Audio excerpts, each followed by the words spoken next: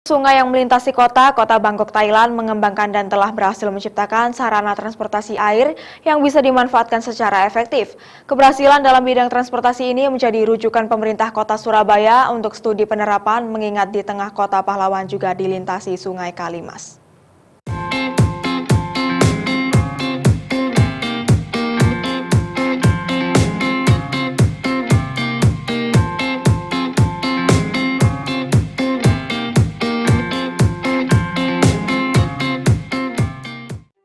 Memiliki sungai yang melintasi kota, Bangkok, Thailand mengembangkan dan telah berhasil menciptakan sarana transportasi air yang bisa dimanfaatkan secara efektif. Keberhasilan dalam bidang transportasi ini menjadi rujukan pemerintah kota Surabaya untuk studi penerapan, mengingat di tengah kota pahlawan juga dilintasi Sungai Kalimas.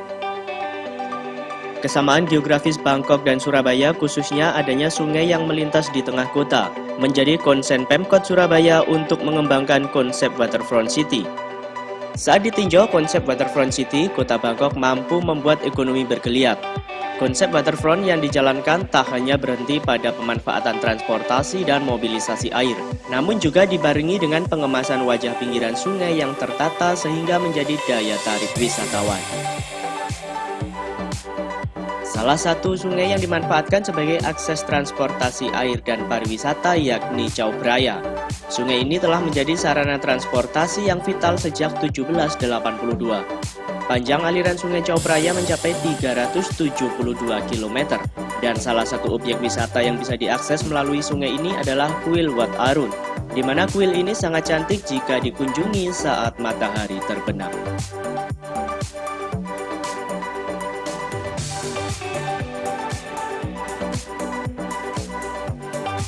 Tak hanya memanfaatkan keberadaan sungai, kota Bangkok juga telah berhasil menciptakan kanal yang selain sebagai saluran air, kanal ini juga bisa dimanfaatkan masyarakat sebagai mobilisasi transportasi air ketika jalan raya macet. As you can see, there's not much road on the canal, but we still have public transportation on the canal as well. Yes, actually, some of them choose to use water transportation than driving a car. Also, it's more convenient and they can pay for lower price. Menilik kesuksesan yang telah dimiliki kota Bangkok, di mana telah menjadi kota yang berkembang pesat dalam segi ekonomi, hal ini bisa menjadi referensi Pemkot Surabaya untuk menerapkan konsep fasilitas sarana transportasi air. Tentunya dengan menyesuaikan kondisi dan faktor-faktor lain yang ada di Surabaya. Dan rencananya Kalimas akan menjadi pilot project. Ini kan yang tadi kita bilang, bahwa kalau di Kalimas itu kan ada beberapa kendala jembatan, ya kan? Terus elevasi air. Yang pertama adalah dibangun rumah pintu air yang ada di dekat jembatan tetean itu. Nah, itu kalau sudah dibangun, Bu Risma itu ada dua fungsi. Bisa untuk sebagai penahan air, supaya air tidak langsung terbuang ke laut. Bisa diatur elevasi air. Yang kedua, supaya kalau kita bisa jaga air itu dengan baik, punya posisi elevasi, maka itu kan bisa diterapkan dalam pariwisata. Yang kedua kan, kita juga harus sesuaikan dengan transportasi yang bentuk yang harus karena ada jembatan-jembatan yang memang itu masuk dalam cagar budaya. Contoh seperti jembatan yang antara DPR dan Balai Kota. Itu kan jembatan bulat itu kan ya harus dipikirkan lah. Karena itu kalau terlalu tinggi desainnya itu nggak bisa tembus. Jumlah penumpangnya banyak kan perlu yang besar. Lalu dikaji bentuk kendaraannya, semacam terminal-terminal transit. Nah itu harus dikaji dulu, terus tidak hanya di situ, tapi ada, begitu dia turun dari perahu, itu kan juga harus ada semacam koridor baru ya, connecting dengan yang lain ya feeder-feeder lagi. Kalau tidak ada feeder ya dia jadi tidak akan pernah mau. Pemilihan konsep Waterfront City menjadi langkah yang tepat untuk pengembangan kota Surabaya.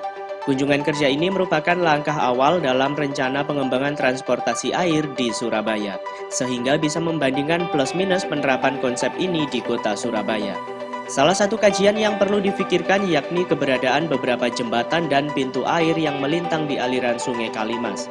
serta pengelolaan sungai di Surabaya tidak sepenuhnya ada di tangan pemerintah kota, namun pada instansi-instansi lainnya. Ya, kita kan Surabaya punya potensi dua sungai besar. Yang pertama Kalimas, terus yang kedua Sungai Surabaya. Tapi kan ada persoalannya, mungkin kita nggak tahu regulasi di sini bagaimana. Tapi regulasi di pemerintah di Surabaya, sungainya itu dikelola atau yang punya kewenangan adalah Balai Besar Sungai Berantas, airnya adalah Jasa Tirta, itu yang punya kewenangan. Terus ada lagi di Kementerian PUPR, pemerintah kota itu sebenarnya nggak punya kewenangan apapun di sepanjang sungai itu. Tapi karena keberanian dan kepedulian Bu Risma, maka Kalimas itu dirapikan, dikelola, diperdayakan dengan baik, seperti dikeruk, lalu dipinggirkan, dirubah menjadi taman. Itu masih kewenangannya Balai Besar Berantas. Potensi sekitar Sungai Kalimas bisa menjadi modal utama dalam mengembangkan konsep waterfront city di Surabaya. Mengingat terdapat beberapa objek wisata yang bisa dikembangkan menjadi daya tarik wisata yang berada di sepanjang aliran Sungai Kalimas. Timothy Lee, Surabaya TV.